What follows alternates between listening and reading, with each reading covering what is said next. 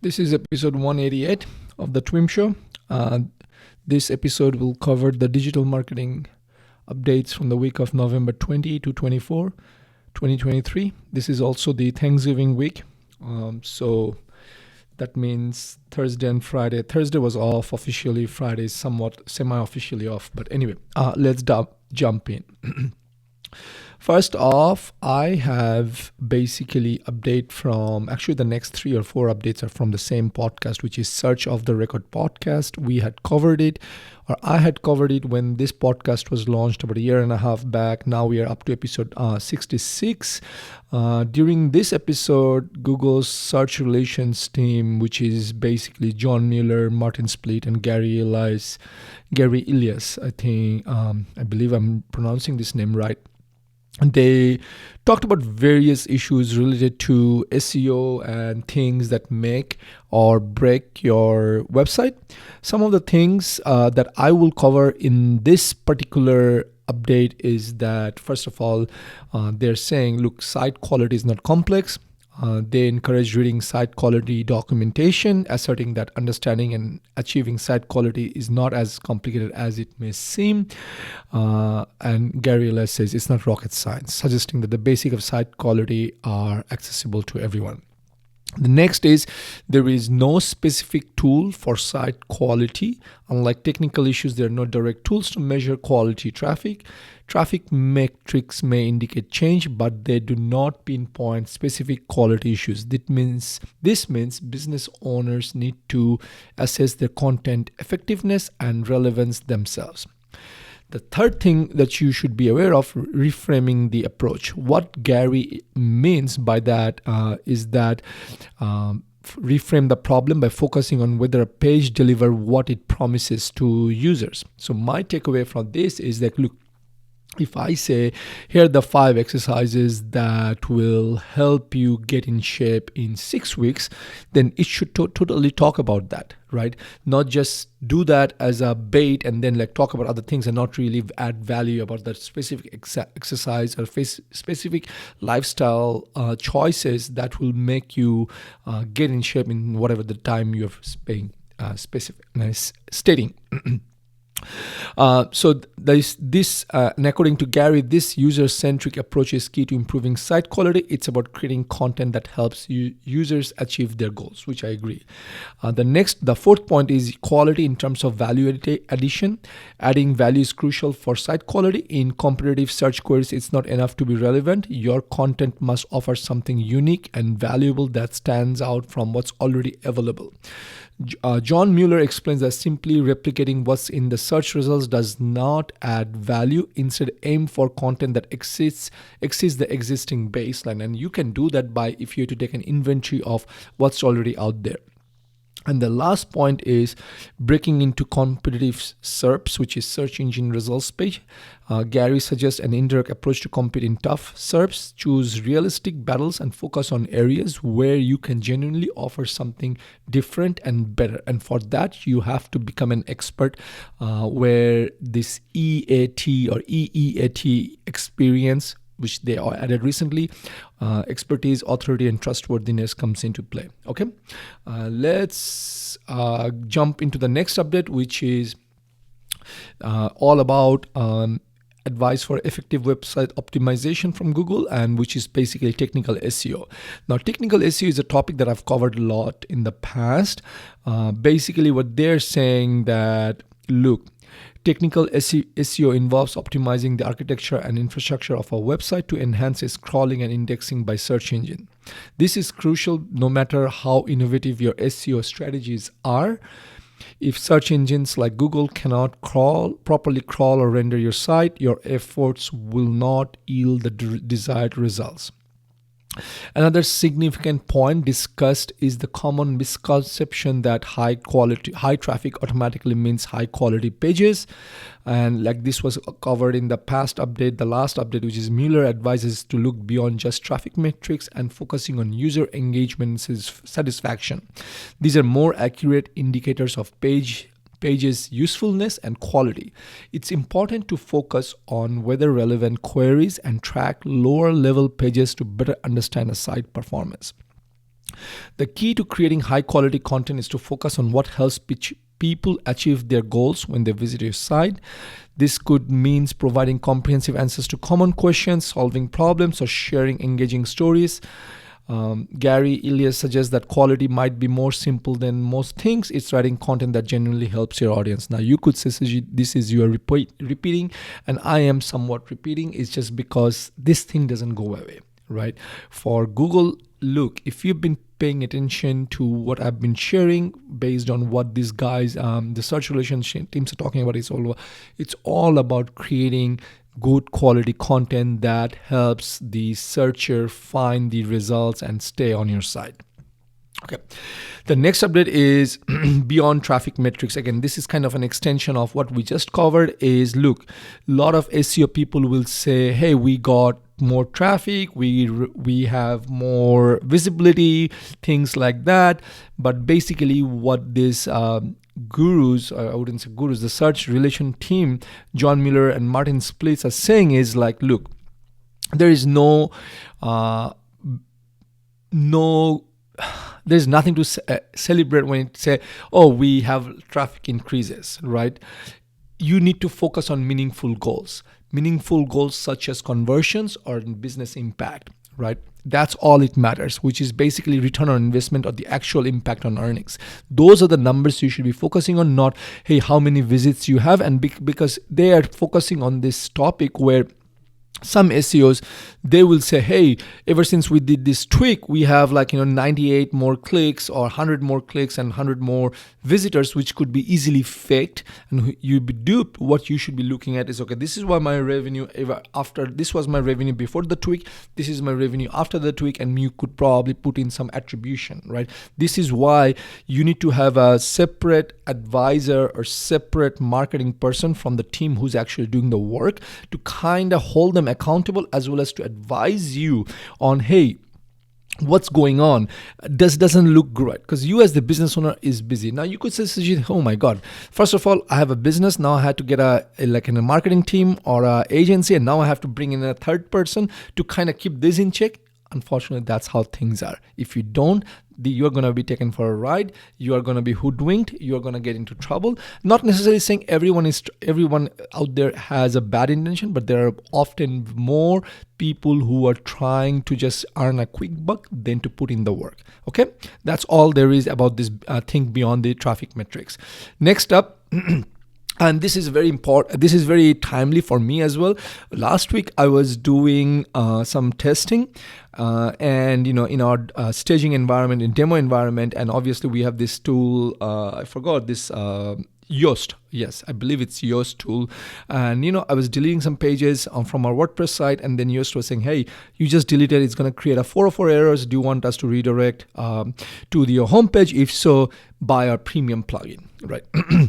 Now, why I say, this is kind of timely for me at least is because Google, John Mueller is talking about the 404 pages.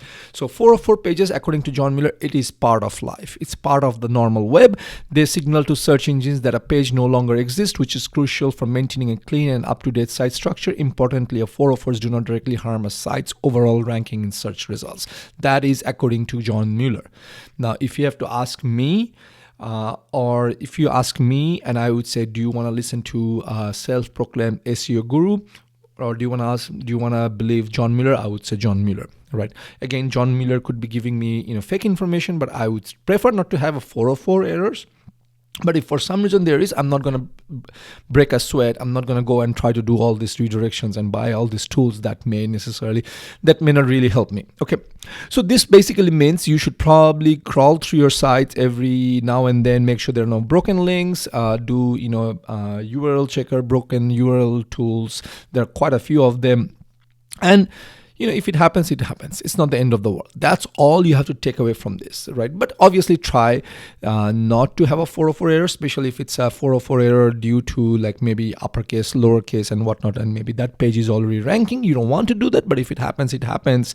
And now, sometimes you do redirect a page and you use a 301 redirect, right? That says, hey, the page has moved and this is the new location. Other than that, you could do a 302 redirect, which I believe is a temporary redirect. and that's also fine.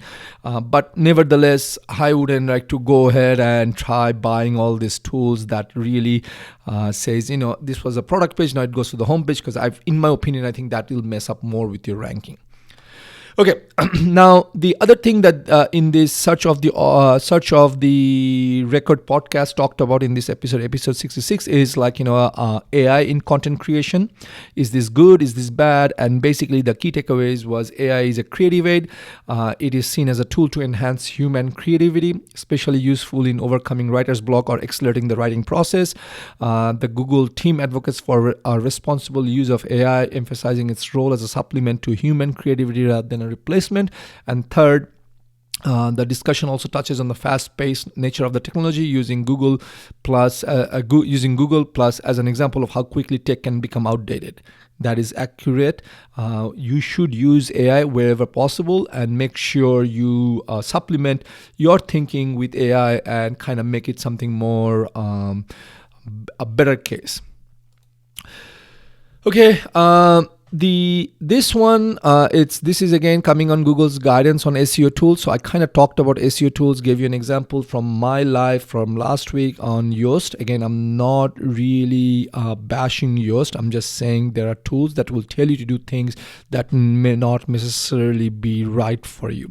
So this was a question where someone asked John Mueller, and I believe this was a question asked on Reddit. I didn't put the notes in here, so I'm not quite sure, but I believe it was Reddit. But anyway, regardless of this, so someone is asking, hey, I have this SEO tools for writing guidance, and is asking me to use, and it's in Vietnamese language, but nevertheless, it's related to what the main point is. And basically, the tool was saying, hey, you should use your Vietnamese language has accents, so you should use keywords with accents. And then, so this person is confused and asking Mueller, should I do with accents or without accents, which is going to be better for ranking and things like this. So what Mueller is saying, look, number one, you should do your independent research. You should not blindly follow a tool. Right, these tools are based on current knowledge and trends in SEO, which can be limited sometimes and outdated. They were developed based on what SEOs believed to be effective at the time, such as keyword densities and reciprocal linking strategies, which eventually became less effective. Mueller guidance underscores the dynamic nature of SEO and the need for writers and marketers to use their judgment and stay updated with the current best practices. While SEO tools can provide valuable insights, they should not dictate content creation. Instead, a balance between tool-guided insights and personal research and understanding of the audience should drive content strategy. I hope this is helpful for you and you are not blindly listening to an SEO tools and use some judgment. Like, one great example before I jump off this topic is, look, we have heard, even recently I've heard, some guy was following the Google Maps direction and ran into and had an accident.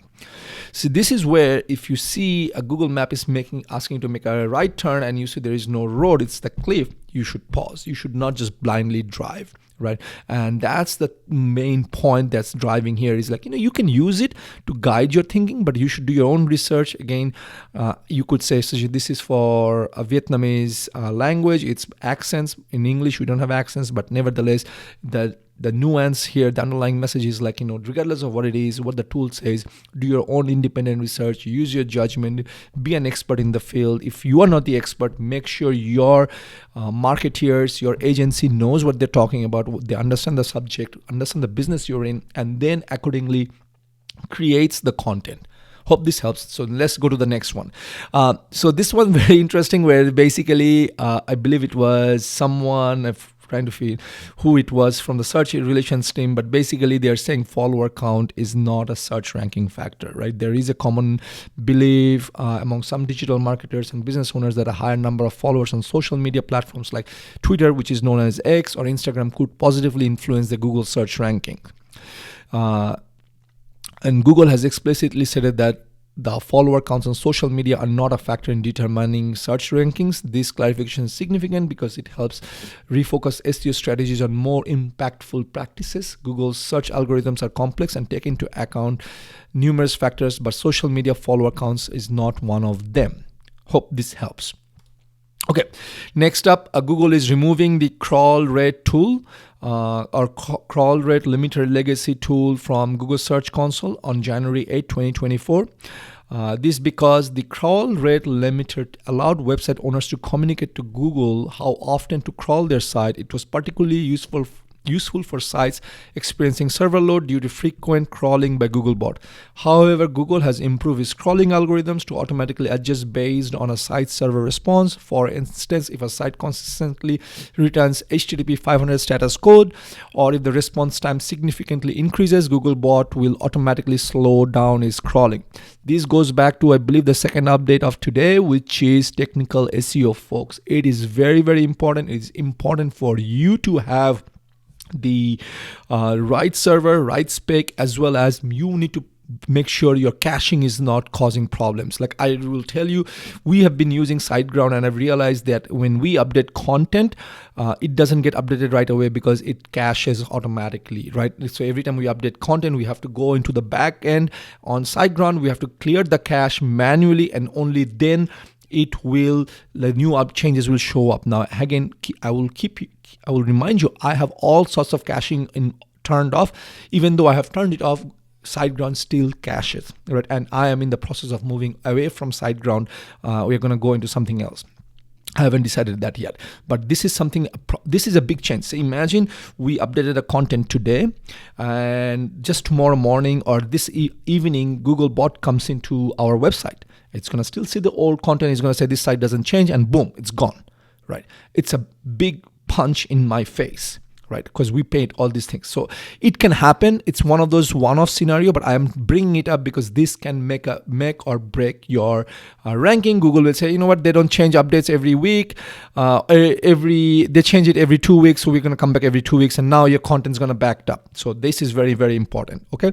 I know we were not supposed to talk about that. We were talking about the crawl rate limiter tool, but I just gave you the example, but it's going away, but what I'm saying is make sure you focus on technical SEO. It's very, very important.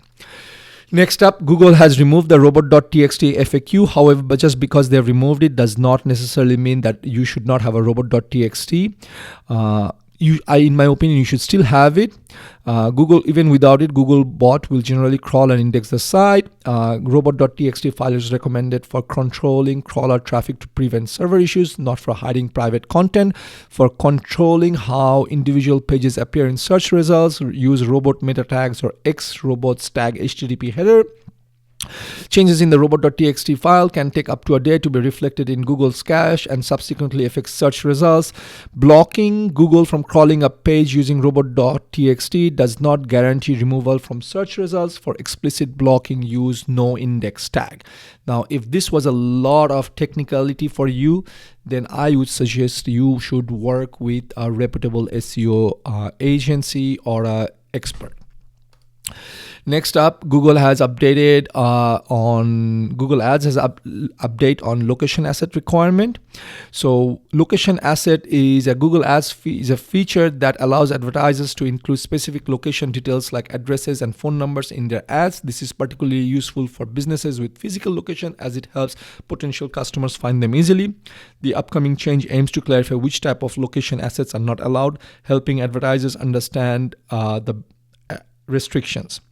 The update will specifically address locations that are closed, not recognized by Google, do not match the business running the ad.